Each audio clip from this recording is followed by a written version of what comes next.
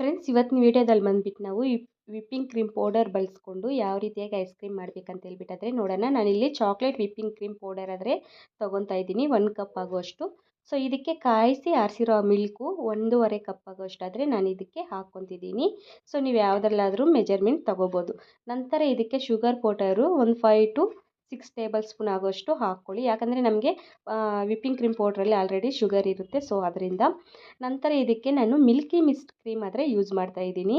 So ಇದನ್ನ ಹಾಕೋದ್ರಿಂದ ನಮಗೆ ಟೇಸ್ಟ್ ಅಂತೂ ತುಂಬ ಚೆನ್ನಾಗಿರುತ್ತೆ. ಸೊ ಯಾಕಂದರೆ ನಾವು ವಿಪ್ಪಿಂಗ್ ಕ್ರೀಮ್ ಏನು ಯೂಸ್ ಮಾಡ್ತಾ ಇಲ್ಲ, ಅದರಿಂದ ಬರೀ ಮಿಲ್ಕಿ ಮಿಸ್ಟ್ ಮಾತ್ರ ನಾನು ಯೂಸ್ ಮಾಡ್ತಾ ಇದ್ದೀನಿ. ಇದನ್ನ ಒಂದು 5 to 6 ಸ್ಪೂನ್ಸ್ ಆಗೋಷ್ಟಾದರೆ ಹಾಕ್ಕೊಳ್ಳಿ. ಅಂದರೆ ಒಂದು 1/4 ಕಪ್ ಆಗೋಷ್ಟು ಹಾಕ್ಕೊಂಡು ಚೆನ್ನಾಗಿ ಒಂದು 5 ಮಿನಿಟ್ಸ್ ಆಗೋ ಗಂಟ ನೀವು ಇದನ್ನ ಗ್ರೈಂಡ್ ಮಾಡ್ಕೋಬೇಕಾಗುತ್ತೆ. ಮಾಡಿದಾದಮೇಲೆ ಒಂದು ಏರ್ ಟೈಟ್ ಕಂಟೈನರ್ ಬಾಕ್ಸಲ್ಲಾದರೆ ಇದನ್ನ ಹಾಕ್ಕೋಬೇಕಾಗುತ್ತೆ. ಫ್ರೆಂಡ್ಸ್, ನಮ್ಮ ಚಾನಲ್ನ ನೀವೇನಾದರೂ ಫಸ್ಟ್ ಟೈಮ್ ನೋಡ್ತಾ ಇದ್ದರೆ ದಯವಿಟ್ಟು ಚಾನಲ್ನ ಸಬ್ಸ್ಕ್ರೈಬ್ ಮಾಡ್ಕೊಳ್ಳಿ. ಹಾಗೆ ಒಂದು ಲೈಕ್ ಕೊಡೋದು ಮಾತ್ರ ಮರಿಬೇಡಿ. ನೋಡಿ, ಈ ಥರ ಏರ್ ಟೈಟ್ ಕಂಟೈನರ್ ಬಾಕ್ಸ್ ಎತ್ಕೊಂಡು ನಾನು ಇದಕ್ಕಾದರೆ ಹಾಕ್ಕೊತಾ ಇದ್ದೀನಿ. ಇದನ್ನೆಲ್ಲ ನೋಡಿ ಈ ಥರ ನೀಟಾಗಿ ಹಾಕ್ಕೋಬೋದು. ಇದರಲ್ಲಿ ನೀವು ಕೋನ್ ಐಸ್ ಕ್ರೀಮ್ ಬರುತ್ತಲ್ಲ, ಸೊ ಅದೇ ಥರ ಆದರೂ ಮಾಡ್ಕೋಬೋದು. ಇಲ್ಲಾಂದರೆ ನಿಮಗೆ ಐಸ್ ಕ್ರೀಮ್ ಮೋಲ್ಡ್ಸು ಚಿಕ್ಕದಿರುತ್ತೆ ಅಲ್ಲ, ಸೊ ಅದನ್ನ ಸಹ ನೀವು ಯೂಸ್ ಮಾಡ್ಬೋದು. ಇದನ್ನ ಒಂದು 5 to 6 ಅವರ್ಸು ನಾವು ಫ್ರಿಜ್ಜಲ್ಲಾದರೆ ಇಡೋಣ. ಇದು ಅಂದರೆ ಬೇಗ ನಮಗೆ ಸೆಟ್ ಆಗುತ್ತೆ. ವಿಪ್ಪಿಂಗ್ ಕ್ರೀಮ್ ಪೌಡ್ರ್ ಯೂಸ್ ಮಾಡಿರೋ ಐಸ್ ಕ್ರೀಮು ನಮಗೆ ಬೇಗ ಆದರೆ ಸೆಟ್ ಆಗುತ್ತೆ. ಸೊ ನಾನು ಇವಾಗ ಸರ್ವ್ ಮಾಡ್ತಾಯಿದ್ದೀನಿ. ನೀವು ನೋಡ್ಬೋದು ಎಷ್ಟೊಂದು ಸ್ಮೂತಾಗಿ ಬರ್ತಿದೆ ಅಂತೇಳ್ಬಿಟ್ಟು. ಎಷ್ಟು ಸಾಫ್ಟಾಗಿದೆ ಅಂದರೆ ನಿಜವಾಗ್ಲೂ ಅಷ್ಟೊಂದು ಸಾಫ್ಟಾಗಿದೆ. ಟೇಸ್ಟು ಅಷ್ಟೇ ಚೆನ್ನಾಗಿದೆ.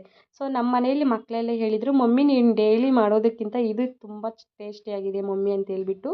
ಸೊ ಅಷ್ಟೊಂದು ಟೇಸ್ಟಿಯಾಗಿರುತ್ತೆ ಈ ವಿಪ್ಪಿಂಗ್ ಕ್ರೀಮ್ ಪೌಡ್ರಲ್ಲಿ ಮಾಡಿರೋದು.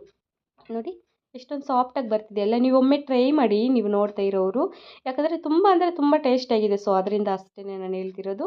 ನಿಮಗೆ ಯಾವ ರೀತಿಯಾಗಿ ಅನ್ನಿಸ್ತು ಇದನ್ನ ಟ್ರೈ ಮಾಡಿದ ಮೇಲೆ ಅಂತ ಹೇಳ್ಬಿಟ್ಟು ನನಗೆ ಕಾಮೆಂಟಲ್ಲಿ ನೀವು ತಿಳಿಸಿ. ನೋಡಿ, ಎಲ್ಲ ನಾನು ಇದರಲ್ಲಾದರೆ ಹಾಕಿದ್ದೀನಿ. ಇದಕ್ಕೆ ಸ್ವಲ್ಪ ಡೆಕೋರೇಷನ್ಗೆ ನಾನು ಈ ಥರ ಹಾಕ್ಕೊತಿದ್ದೀನಿ ಅಷ್ಟೇ. ಇದು ಬಂದುಬಿಟ್ಟು ನಿಮಗೆ ಆಪ್ಷನಲ್ಲು.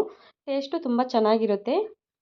ನಂತರ ಫ್ರೆಂಡ್ಸ್, ನಿಮ್ಮ ಫ್ರೆಂಡ್ಸ್ ಮತ್ತು ಫ್ಯಾಮ್ಲಿಗೆ ಈ ವಿಡಿಯೋನೆಲ್ಲ ಶೇರ್ ಮಾಡಿ. ಯಾಕಂದರೆ ಬೇಕಿಂಗ್ ಬಗ್ಗೆ ಅವ್ರಿಗೆ ಇಂಟ್ರೆಸ್ಟ್ ಇದ್ದರೆ ಅವರು ಕಲಿತಾರೆ. Thank you for watching.